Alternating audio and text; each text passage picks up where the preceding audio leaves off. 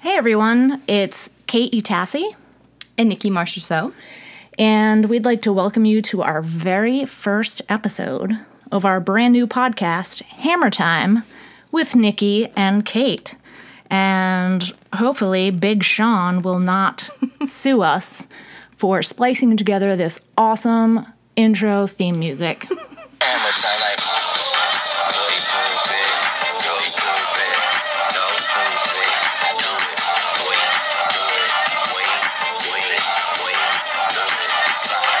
Step go stupid, go stupid, go stupid. I do it, wait, I do it, wait, go stupid, go stupid. So thank you to Big Sean, and thank you for the fact that this is a podcast and not a YouTube video, so you didn't have to witness my ridiculous dance moves. I've been told I have a face for radio, so we are doing this podcast. That was a good one, Kate. Thanks. I try. So we'd like to, since this is our first episode, just tell you guys a little bit about us, if you don't know us. I'm Kate. In high school, I was Kate Johnston, and I went to Warwick Vets, which is no longer a high school because we're that old now. and I threw in the hammer and 20-pound weight and shot and disc. And Nick? In high school, I was Nikki Allen, and I went to West Warwick High School, and it's still going strong. And I competed the hammer throw, the 20-pound weight, the discus, and shot. Yeah, back then we were kind of, Rhode Island was kind of a powerhouse for hammer throwers. It was.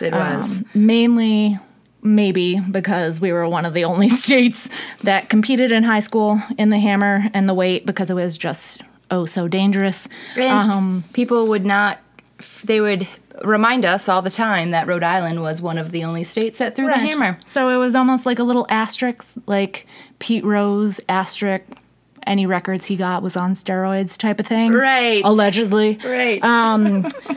But anywho, we had a pretty stacked state of throwers. So most of our biggest competitors were actually people that we saw on a week-to-week basis. Yeah. Mm-hmm. So we were lucky enough, I guess, and talented enough to compete all across the country during high school. Nick and I both went to the Olympic Training Center in Chula Vista, California, with some of our other Rhode Islanders. And we also did Olympic training in Denton, Texas, in the Dallas-Fort Worth area, where we competed right next to a drive-through beer barn, which was quite the experience because they would toss their empty beer bottles onto our sector. Which was really nice. Yeah, real nice. Real nice. Don't litter, kids. Reuse. What is it? Something recycle. So remember, recycle your glass and bottles. Thank you very much. And then we went on and had some scholarship money to attend higher education. So I went to Penn State for undergrad. And I went to the University of Kentucky. And then we both went on beyond that, and I went to law school back in Rhode Island at Roger Williams, R-Dub. And I stayed at the University of Kentucky, where I got a master's of science in health promotion. Whoop, whoop. So I know, I feel like a lot of our friends did like kinesiology, undergrad, because we were all just so focused on athletics. I wanted to be a nutritionist, and then I ended up being a lawyer, so figure that one out. But since this is the season of the Winter Olympics, my second favorite type of Olympics,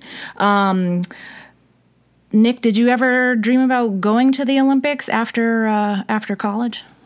Well, that is I always wanted to, of course, it was a dream that I thought of, and I would have loved to do it, of course. But I really wanted to go to the military. I joined the military. And so after I received my master's, I took about a year or two, and it was just really on my heart to join the military, so I did. And that's probably another podcast. Yeah. So thank you for your service. She did 2 tours. Yep, so. I did 2. I was on 2 deployments, and but then I got a back injury, so I had to had a honorable discharge due to a medical issue. Well, back injury. Yeah. So that's it. That was my dream. Kate, what about you? Oh, absolutely. I definitely wanted to go to the Olympics, and I feel like they were training us for that. Absolutely. Because we were kind of going like 1-2 in the nation for a while. Oh, yes. In high school. Yep. So going into our senior year of high school, I was on the junior national team, and so we went and trained in Canada, did a few meets in Canada, and then competed at the World Junior Championship in Santiago, Chile. Which is awesome. Woo, woo. I think at the stadium where the former dictator slaughtered a bunch of Chilean people. So it was Love kind how you of know that. a little morbid, but it was pretty. Other than that, and the U.S. team being so rambunctious from previous years that we had to sleep in the police barracks and be guarded by, lots of automatic weapons. And this was pre-9/11, mind you. It was pretty cool, and I think there were like 180 different countries that were competing in the games. So, yeah, I mean, I too endured some back injuries in college and some quite a lot of repetitive stress injuries. So, by the time my Big Ten championship came around my senior year of college, I was literally crying tears of pain each throw. So good way to end the career. But at that point, I could have persisted and hurt my body some more. But I had dreams of going to law school at that point. So went to law school, became a lawyer, bleeding heart liberal in criminal defense. And then I recently had to stop working at all because of some physical disabilities that I've endured. So now on that fun note, let's talk about Valentine's Day. And Nick, you've got 2 gorgeous girls. Yes. And a wonderful husband. Yep. So what, after the military, sorry to get it in there. After the military, I started my family. So I was out of the military and now starting the family. So I have 2 little toddlers, E and K, and I am not just at all. No, I am a stay-at-home mother, and basically I'm just the CEO of this Marcia So household right now. And she is a damn good Thank CEO. You. Doing my thing. But I also currently stay with the trends of a personal training. So I'm staying with my personal training certifications and with the current trends of fitness, such as like holistic nutrition, strength training, yoga, and pre and postnatal workouts. So that is what I'm doing now. But yes, now back into Valentine's Day. How is it different now that you have this beautiful family? How have your expectations for Valentine's Day evolved? Perfect. So they have evolved as we are trying to save more.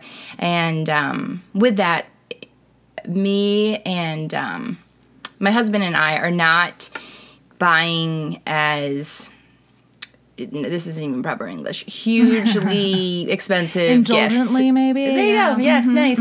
So we're not doing that anymore. So we just kind of save. And what he does is he buys me a dozen roses per my request, and I buy him a card every now and then. Well, so let's talk about that, because I think a lot of families do that, and even a lot of couples who don't have the disposable income to really dote upon each other in materialistic ways. Do you take the stance that you should just tell your partner, hey, this is what I'd like, as a token of your appreciation or affection, or would you rather be surprised? Well, I think it is, each family has their own view, I guess, of the, topic or the situation. For us, it works that I tell my husband what I want, and that works great. And for some, go into love languages. Yeah. They want gifts. So they are drawn to having gifts. So maybe you'd have to give them, roses and some chocolate and, this beautiful necklace with their name imprinted on it, or, whatever you think they would want for Valentine's Day. So yeah. So you mentioned the 5 love language. And my husband actually knew about this prior to myself knowing it. He actually taught me about it, but it makes a lot of sense. So from what I understand, there's different ways that you give and receive love. And I think a lot of couples tend to have some tension when you expect one thing and get a different kind of expression. Is that how you understand it? Right. Yes. Yeah. So for me, being a lawyer, I love me some words. My whole career was based on choice of words and what words can mean, and different interpretations of different words. And I won't bore you on statutory interpretation and all that, but I tend to express my love in verbal ways. My husband he tends to do it by, taking care of me, taking care of my car, cleaning the house. He's amazing about that, and I love the fact that he is such a clean person, and keeps such a tidy home. I think that I get a little anxious when I see clutter. And Nick, I think you're actually more so than I am. Focused on that. Things are pretty clean here. Yeah. Oh yeah. She's amazing. Household. She is absolutely amazing. And so I, understanding that he expresses his love language differently than I express mine, I think it once I understood that was his expression, and that he receives a different way, then I try and be a little bit more understanding and cognitive about how I express my love to him. And I think vice versa. He tries to be a little bit more verbal about it, so that he knows that I'm receiving it well. So I think that's really helpful for a lot of couples to understand. It is. And so my husband, he is a toucher. In a completely consensual, non-access Hollywood, Billy Bush, Donald Trump kind of way. Thank you, Kate. You're welcome. That was a legal disclaimer. Thank you. So his love language is touch. So I would have to, say thank you for doing the laundry, but also, maybe give him a hug or a kiss or just touch his arm. Me, I'm not much of a toucher. I do not like to really be held for too long of a period of time. So, absolutely. Just like Kate said, everyone you have to learn what is, what your spouse needs, and you need to know what you need. You need to know, what is going to make, me feel loved. I actually really didn't know that I was, an acts of service kind of girl. Right. I always didn't realize that there were actual love languages. Right. So, and I think a lot of people don't think about that. You just think, oh, well, it's love, you know? You don't think, oh, they could be trying to express it in a different way because you're thinking about how you would express it. So I think that's where a lot of the tension comes in. Now, in terms of the actual holiday, Valentine's Day, do you like the holiday? Do you believe in it? Or, you know, there are some people out there that are of the mindset, you know, this is ridiculous. It's made up by the card companies and the chocolate companies. And why shouldn't you just express your love every day of the year instead of one day? What's your opinion on that, Nick? Right. Well, I think, again, it's, you know, every family has their own, like, traditions and things that they like to do around any holiday. But for us, I like to get the girls little Valentine's Day gifts. So I'll buy them books, socks, and for my husband, he does, like I said, he does the flowers, and I'll buy him, like, a card, and I bought him some candy, and that's about it. That's what we do at our house. But for others, you know, some people, you know, love the holiday, but some people think it's just a Hallmark holiday. But I do believe that we give love, you know, all year round. Mind you, maybe not every day. But, well, you know, we try. You get wrapped up in running a household and having, you know, 2 small children. But we try to show love, as you said, Kate, year round. Yeah. So what about you? How do you feel on the topic? Well, you know, it's never been my favorite holiday. I mean, without a doubt. I'm an atheist whose favorite holiday is absolutely, without a doubt, Christmas. And I could listen to Christmas music all year round. And in fact, annoyed my 6-year-old stepson with how much I was singing Christmas music around the holidays. But I digress. I definitely think that you shouldn't save it up. You should not save up your feelings for that one day. But I tend to think most people aren't sitting around being like, oh, I'm just going to hold off on telling you how much I love you until February 14th runs around. And then, woo, watch out. But love train coming. Choo-choo. But I do think that maybe people should try and celebrate it more than just the one day out of the year. And that it's nice. I mean, it's a nice thing. It doesn't have to be this big pressure. It doesn't have to be a lot of expectations. You know, for me, and spoiler alert, I already told my husband what I was getting him for this holiday, and he's coming up to visit this weekend. There's this new thing that I saw advertised on Facebook. Shout out to Facebook ads. They work.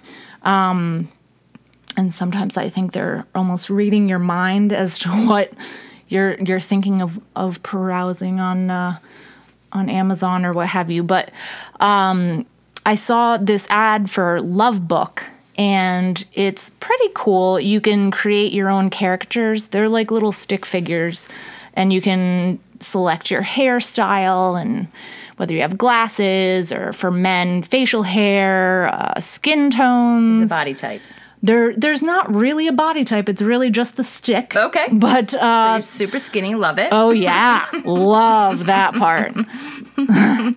You are the same height, though. So my husband is taller than me, but it looks on the book as if we're both the same size, which makes me feel a little weight conscious, even though it's a stick figure. But that's a whole nother podcast. And so you can create these stick figures and then create as many pages as you want, expressing what you love about them. So, you know, I love that you wash our cars. I love that you make me laugh. One was, I love your farts, which I'm not really sure where that Not comes. about farts. Yeah, me neither. My husband tries to convince me they're good for my skin. So No. I actually did insert a page that says, I do not love your farts, no matter how much you try and convince me they're good for my skin. Nice. But anyways, I created a 78-page book love book. That's a lot of love. It is a lot of love. That is a lot. But of love. You know what was really cool? Thank goodness I had the time and the patience to go through all those. But it was pretty cool to step back and look at just how many things you love about the other person. So there are little moments in every day where you could love that, you know, as opposed to Nikki, I enjoy being held. I enjoy the touch as well as Andrew does. But I enjoy when my husband comes from behind me while I'm cooking and, you know, gives me a nice big hug, wraps his arms around my waist. Not every woman is like that. And towards the end of this episode, I'm going to let you guys know about this amazing book that I just finished reading. And in it, the author talks about that. She talks about how she actually recoils from her husband's touch, and she didn't express that to him verbally. She didn't explain to him, look, my love language has never been about touch. It actually makes me very anxious. I feel like you're trying to hold me, like you're trying to keep me here, instead of it being an expression of love. So I can understand. Yeah, exactly. So I can understand where she's coming from. Exactly, but I have to read that book. Thank exactly. you, Kate. Love Warrior. Absolutely. Love Warrior is a book everyone I think should read. But, you know, I personally loved the Love book because it made me realize just how many things I loved about my husband. And I'm hoping that he'll love it because, again, my love language for expressing love is verbal. So, you know, that was a lot of verbiage as to why I love him. But he's really great. He always gets me pink tulips, which are my favorite. But he also gives me flowers throughout the year. And so while I was still working, my colleagues down at the Del Rio office of the Federal Public Defender, the receptionist would actually start getting a bit jealous and say, you know what, I'm just going to every once in a while say, no, these flowers are for me, and steal your flowers. And I think a couple of women around the office actually went home to yell at their husbands for not getting them flowers more often. But otherwise, I'm not a really big proponent of buying flowers since they... Yeah, forget flowers. I'd like you to do the laundry. Yep, there you go. So there you go. And sometimes acts of service are more important and longer lasting, maybe. Mm-hmm. Our good friend, Jose Ramirez, who is a veteran radio host of Sonic Watermelons, shout out, over at Brown University, he was telling us that he does think you should be expressive and creative when you're giving a gift and not worry so much about the materialistic cost. And maybe if you're with somebody who's demanding those things, maybe they're not really the one for you. But what do you think, Nick? Say it's like your second date. Do you think the guy or the woman should be expected to get the person a gift, or do you think it really depends on where your relationship's at that point? It depends. So Andrew actually, I don't know if it was our second date or third date, but he bought me socks. Oh, that's cool. He bought me hiking socks, and I loved it. And that was one of the reasons, very funny, but that was one of the reasons I fell in love with him, because he bought me these socks. I was like, he is so thoughtful. My feet get cold. See? And, you know, so I was pumped. And we do a lot of hiking. So that was another, you know, thing, what we had together. So he wanted, you know, to show me that he, you know, was thinking of me and he cared about the things that I care about. So, like, and I don't know, it could have been the third date or the fourth date. But that's really sweet, and it was creative, and it was very creative. Didn't cost that much money. I'm guessing. Actually, the socks were kind of expensive. Well, I take that back then. Go, Andrew. Right. Look at you. Just for socks, I think they were like $20. Knocking your socks off. Knocking my socks off. But sorry, this is our first episode, so I still don't have the sound effects at the ready. But I wanted to bring up one of my teammates at Penn State. She actually is with the man that she was dating during college. And while they were dating in college, and now they're married and have some great looking kids, while they were dating, she would say, "Oh, hell no, I'm not giving him anything. This is a woman's holiday. Why would I give the man a gift?"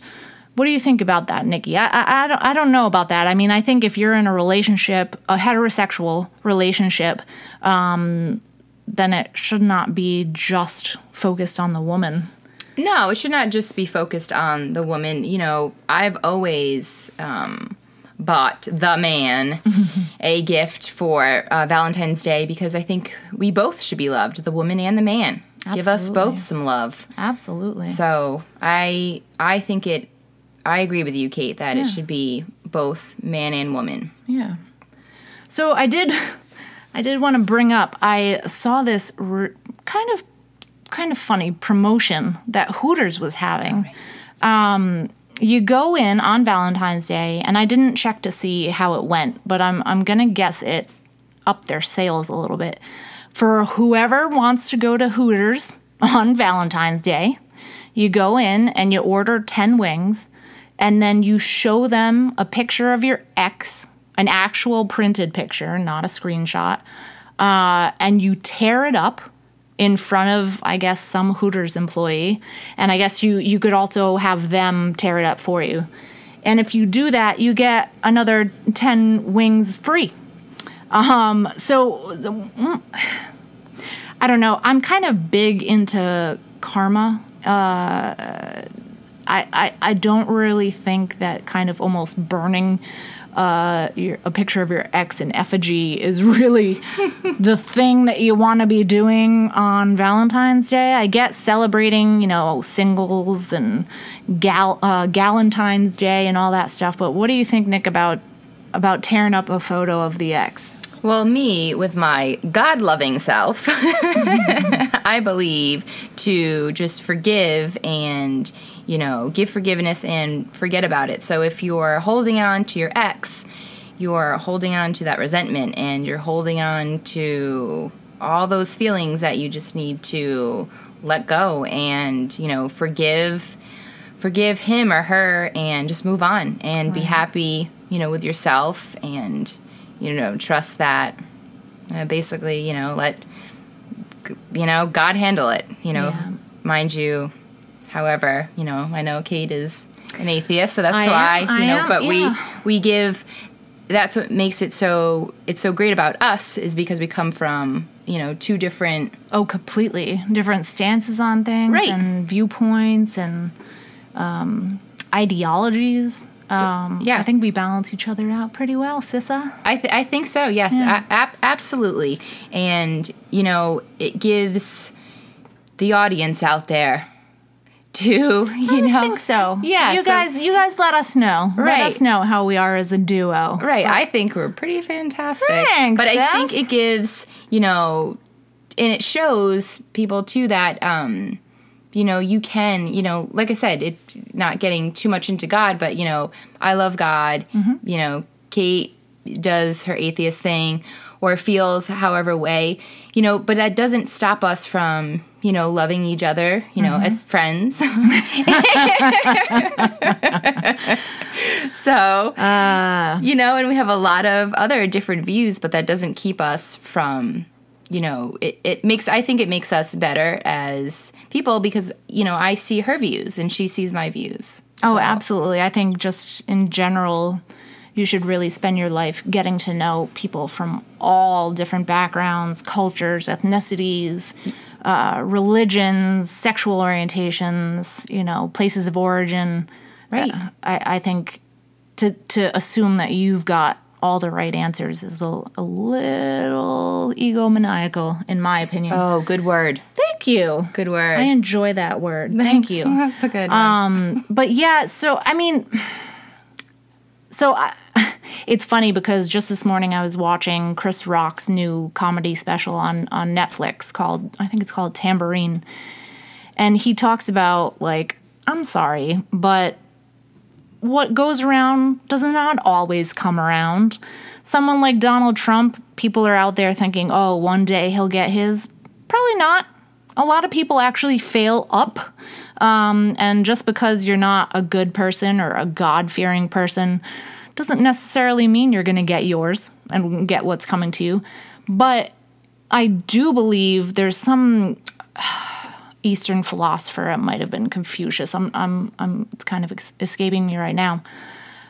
But the idea is, if you're holding on to anger at another person, that isn't affecting them. They're not feeling any of that. All it's doing is hurting you. All it's doing is tearing you up or keeping you from moving on, growing as a person. So, you really have to let that go. And I am a big proponent of the opposite of hate. Of love isn't hate, it's indifference. So if you're really hating your ex to the point where you want to tear up a representation of them, you might still have feelings for them. So, good one. That was all really. Yeah. That was really good. Thanks, Kate. sis. I loved that. Yeah. I appreciate that. So I don't know. I mean, hey, you could bring in a picture of your sister and tear it up for 10 free wings. Who cares? But for me, that's not my bag. So moving on. So, sis, what's been your best Valentine's Day? Do you have one that kind of sticks out in your mind? Yes, my best Valentine's Day, I was telling you, sis, that it was when I found out that I was pregnant with baby K. I was starting to feel, this is my second baby, and I was starting to feel sick, and I was like, I just don't know what it is. I was like, I just really feel sick. And my mother was like, I think you might be pregnant. I said, no way, Mom, I don't think so. And peed on that stick, and it was a positive. So I peed on probably 4 more. Well, they were all positive. So pee has never been such a gift. Right. That's a pretty good Valentine's Day gift. Was. So that was my best Valentine's Day to find out that information. Yeah. What about you, Kate?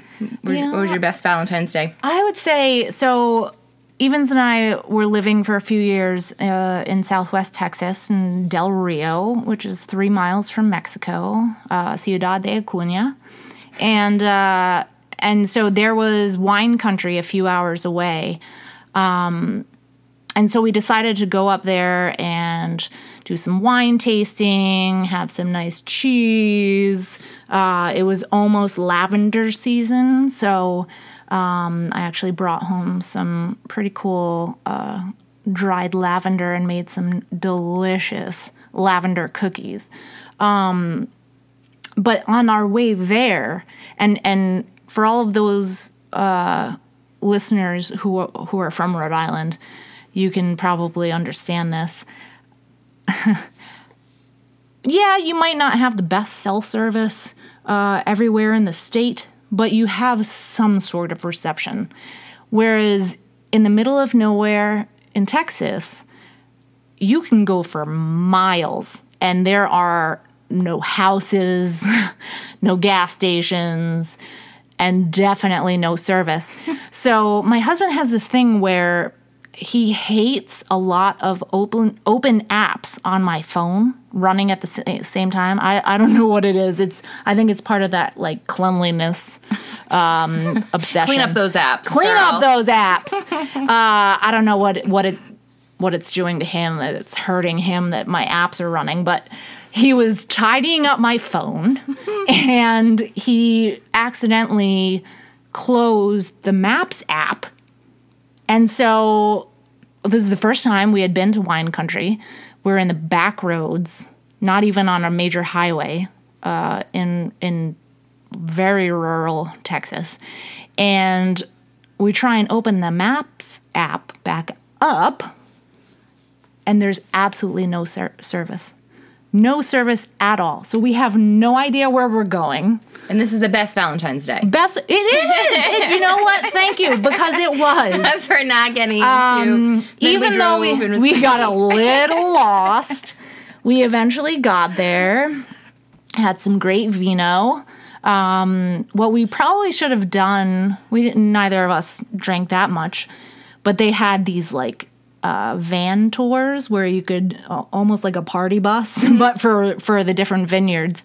So we should have planned that out. But after we drank some vino and tested out some really cool chocolate and cheese, then we went to a nice restaurant in Austin and then stayed overnight in Austin. So it was Perfect. A pretty Sounds nice Valentine's Day. Besides the fact of getting lost in the creepy fact that we almost got lost areas.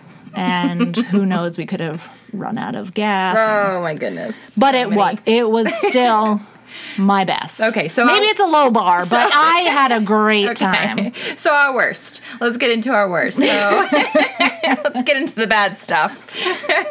So the bad stuff. It was mine and my husband's first Valentine's Day. And we were so excited but a little confused because it was our first Valentine's Day. We weren't really sure what to do for each other. So I planned where I think he bought me flowers again, which is great because I love those things.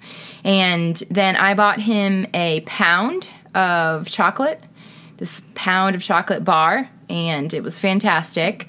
But at the time, he had a dog. So this dog decided to eat all the chocolate while we were gone. So he ate the chocolate. That was bad.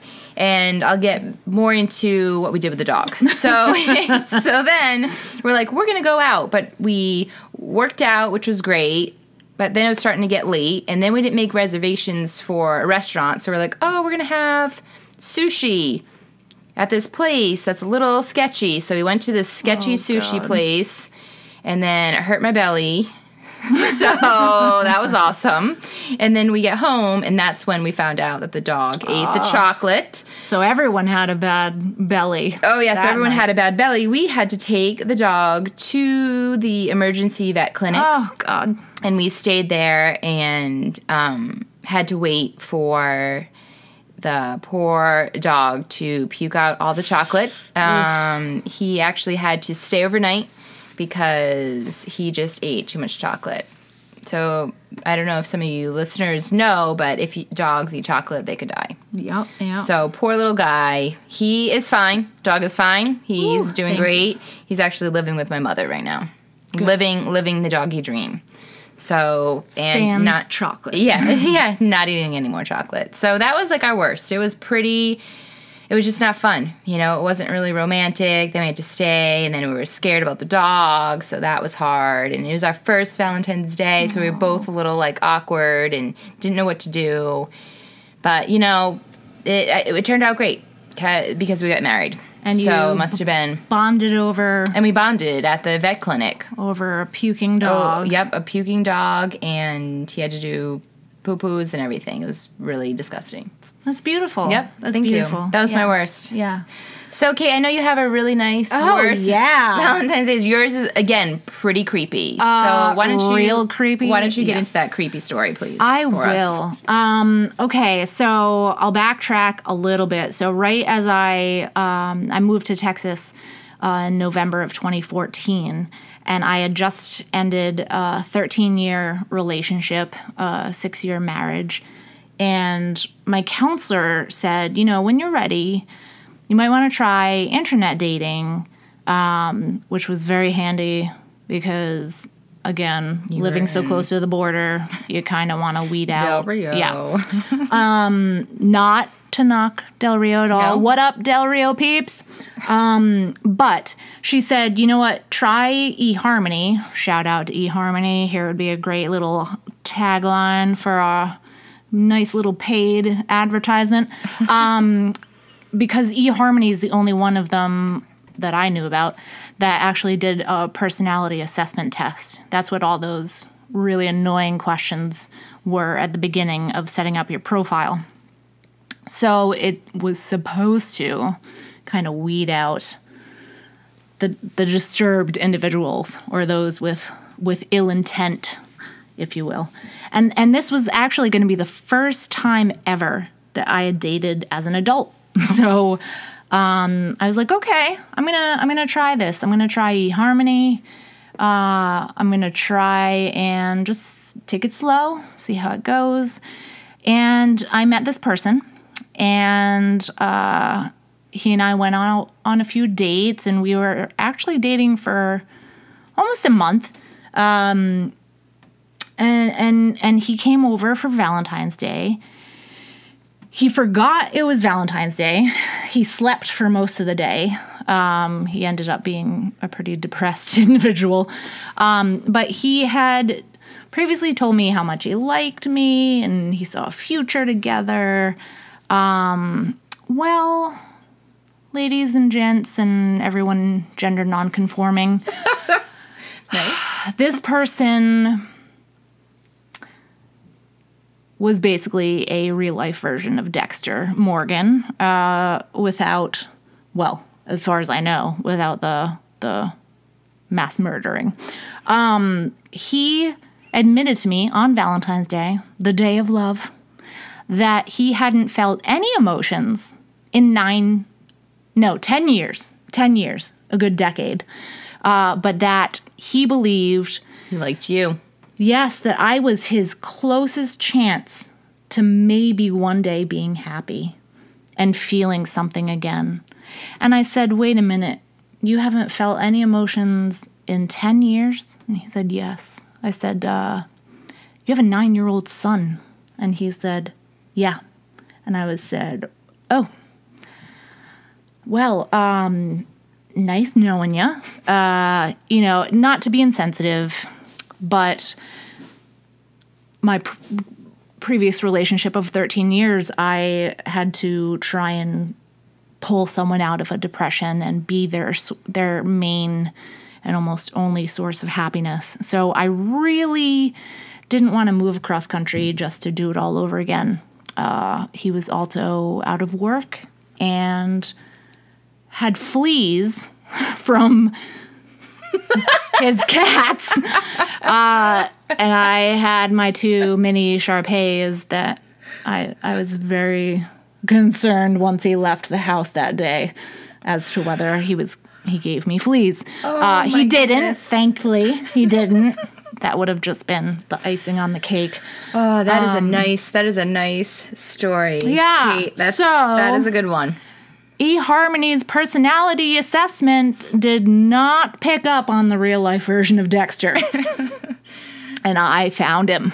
So I moved clear across the country to find exactly the person I left. Right. So not a good Valentine's Day on Horrible. on that one. Just horrible. Yeah, so let's get into, do you want to talk about I want to tell you about this love warrior. Perfect.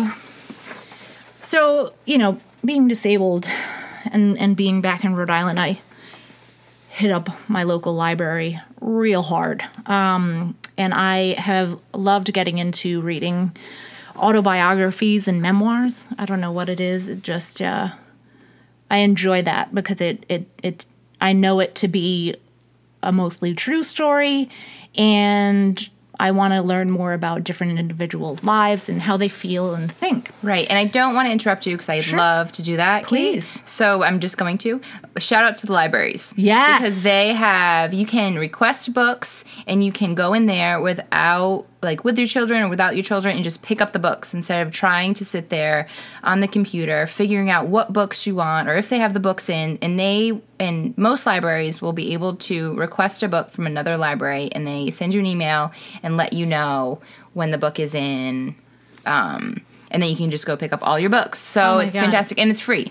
It's amazing. It's awesome for men, women young and with old, kids, children. with children. You can have no children, but I have to say the library is fantastic. Absolutely. The Ocean State Library System is incredible.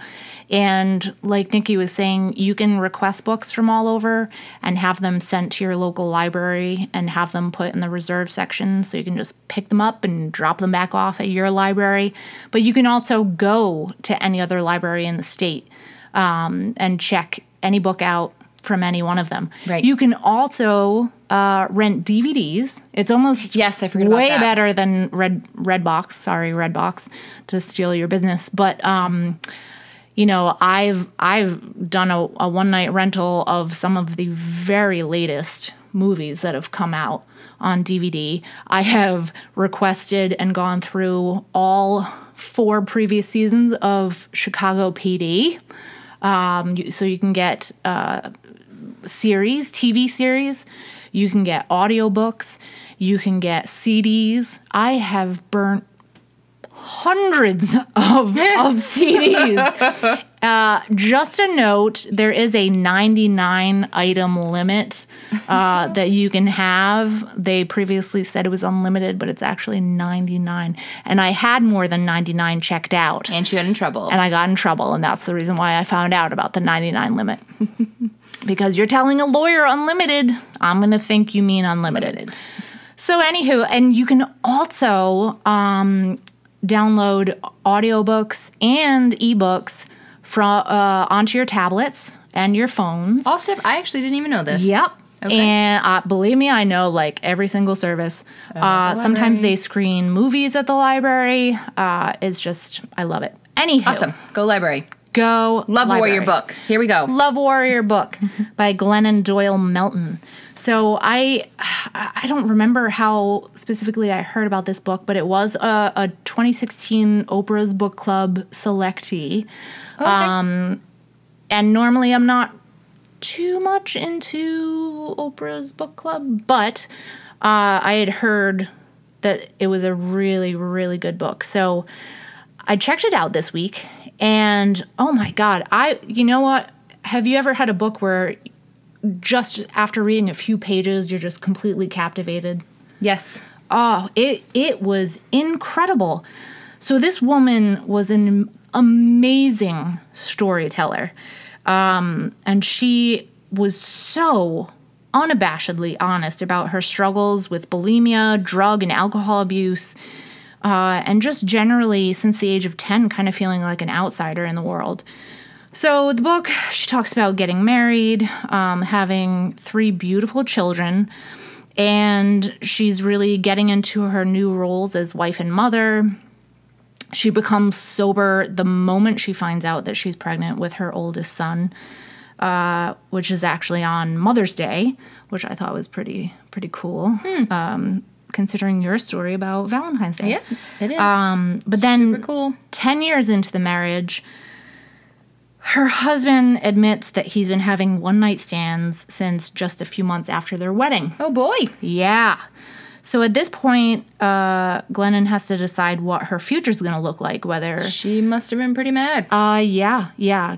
She, too, gave up her outside career to be a stay-at-home mom. Okay. And so she's like, oh, God, what do I do? Support the kids, and am I going to be a single mother and co-parenting with this person I'm so angry at?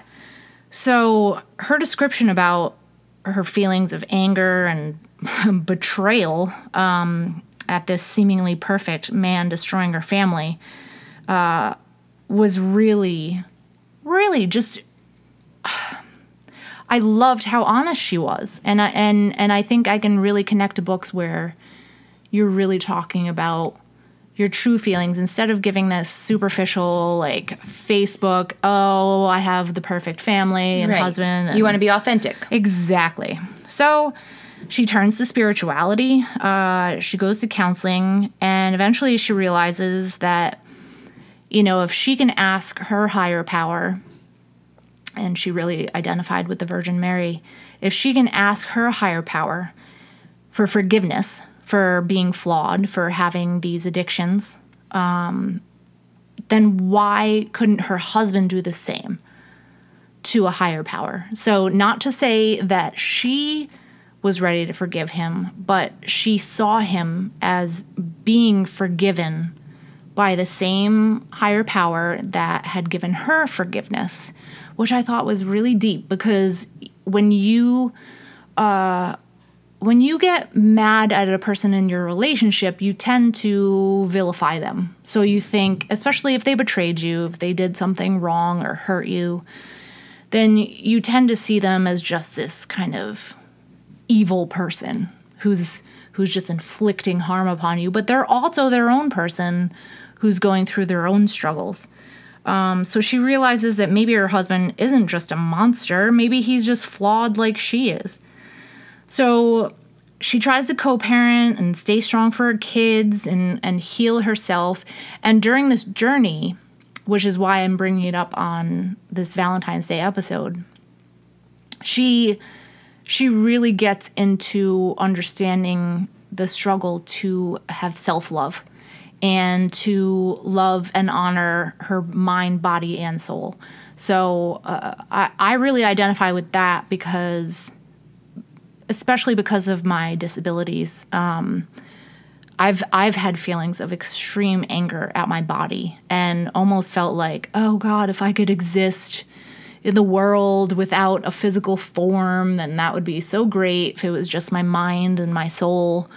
But your body is your vessel for containing your body and your soul, your mind and your soul. So you need to take care of that, and you need to respect it and love it. And obviously Glennon had struggled since she was a young girl. Right. And that's, to come into this that's where, my field is personal training. And that is absolutely what I focus on, loving your body. So, treating it right with exercise and nutrition.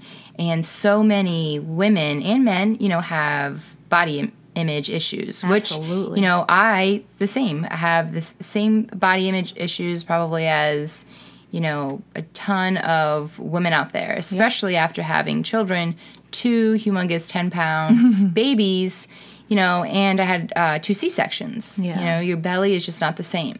Right. I was juggling my belly actually today. Ladies and gents, for anyone who doesn't know Nikki, she is gorgeous. She always has been gorgeous.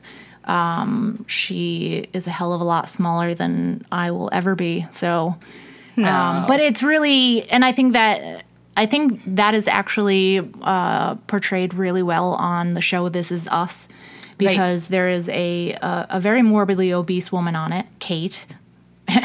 Kate. And but there's also in Kate's eating disorder group a woman who's very slender, who's more like Nikki's size, and she feels like she's huge and she hates her body. And so Kate, the character Kate, actually gets really angry at her. Right. And is like, "Oh, please, you don't have a real, eating disorder. You don't have a real problem. You have like body dysmorphia. What are you talking about?" But you can't get into the mind of someone else. And I'm sure you have as well, Nikki, but I've had teammates at Penn State, cross-country runner that couldn't have been more than 90 pounds, who was complaining of cellulite on her ass. And I'm like, you've got to be kidding me. Like, you are the size of one of my thighs. So stop it. But you can't knock somebody else's feelings. Right. So this woman, I really appreciate it. She actually, like Nikki was talking about, starts to work on her body, on her physical self, and exercising it in a way that she feels more grounded with it. So she does a lot of yoga. She does some meditation and some controlled breathing exercises, and she starts to feel more centered, more grounded. And so she goes and she understands the struggle of not trying to fix herself overnight, but to try and process her feelings just a little bit more each day. So all of this backstory is to say that by the end of the book, she's finally started to understand what self-love is all about, and how by taking the time to tend to her mind, body, and soul, she became a better writer, a better person, a better minister, a better wife, and a better mother. So I think a lot of us forget about that. We tend to almost completely sacrifice our entire identity for the sake of either our children or our spouse. But that really takes away from the relationships in our lives, and of course also our own experiences in life. And life is so fleeting and so short that I think we all need to practice a little bit more self-love. And so on this Valentine's Day episode, I really just wanted to mention and hope for each of us, each of you and everyone, that you really take the time to love yourself. And Glennon does a great job, just to wrap up, that she talks to her daughters, her young daughters, about what it's like to be beautiful. And they're thinking about Beyonce and walking sexy and striking sexy poses. And she says, you know what, I'd rather be beautiful. I'd rather be full of beauty. So you have to figure out what you love in the world, like dancing or singing or being near the ocean, volunteering for a charity, going to Bible study, being with your family or friends, whatever it is that makes you happy, and fill yourself up with those experiences each and every day. And so I completely identify with that. I think you need to try and make each and every day, no matter how mundane your daily tasks might be, but to try and fill your day's worth of beauty. And share your beauty with the world. So I encourage all of us on every Valentine's Day moving forward to not only express love and affection towards this special person or persons in our lives, but to also make sure that we fill ourselves with as much beauty and self-love as possible. So that's my wish for everyone. That was a big wish, Kate. real big wish. I didn't know we were gonna get. I was so going deep. I was going deep on you. I surprised you there. You did. That was a big, deep surprise. I know it's a little hippy dippy. It's a little. Well, I don't have anything to follow up by because I didn't know we were going that deep. I'm sorry. I wanted to. That is okay. I wanted to surprise you with that. Thank you. But I agree with Kate. You know, we all have to do a lot of self-love, especially, you know, the mothers out there, because you give yourself to you give yourself to the children, you give yourself to the husband, and you give yourself to your friends, and, you know, it leaves just a tiny bit of yourself left. So I want to wrap this up. I know it's been kind of a longer. Yeah, I'm sure we'll have shorter episodes in the future. Yeah. So, but this is our first. Congrats! Right, sis. right. Air high five. Air high five. We made it through our very first podcast. Yeah, I think we did fantastic. Yeah, if we don't say so ourselves. Right. Feel free to let us know. Please, if it's going to be critical, be respectful, be gentle. But do leave your comments. We'd like to see what you have to say or hear what you have to say, so we can make it better for you and to serve our audience. Exactly. Which is you. And we hope to bring up new ideas or new thoughts or new viewpoints, new areas of discussion, and to keep it light and funny and fun. Yep. Share a little bit of our humor with our friends out there, but to add value to your life. Exactly. Add value to your life. See, this is why we make such a good a good duo. So if you have any thoughts or have any suggestions for what you'd like to hear in future podcasts, please feel free to go to our website. It's hammertimewithnikkiandkate.com, and Nikki is Nikki. And leave us a comment. We also have our Facebook page, our Twitter page. Tweet us up. Tweet. And we hope that you'll tune in for our next episode. But until then, we hope you'll give and receive as much love as your heart can hold. Beautiful. So if we're going to do this. And let's do this up. Let's do this up with some more Big Sean. Again, love you, Big Sean. Please don't sue us.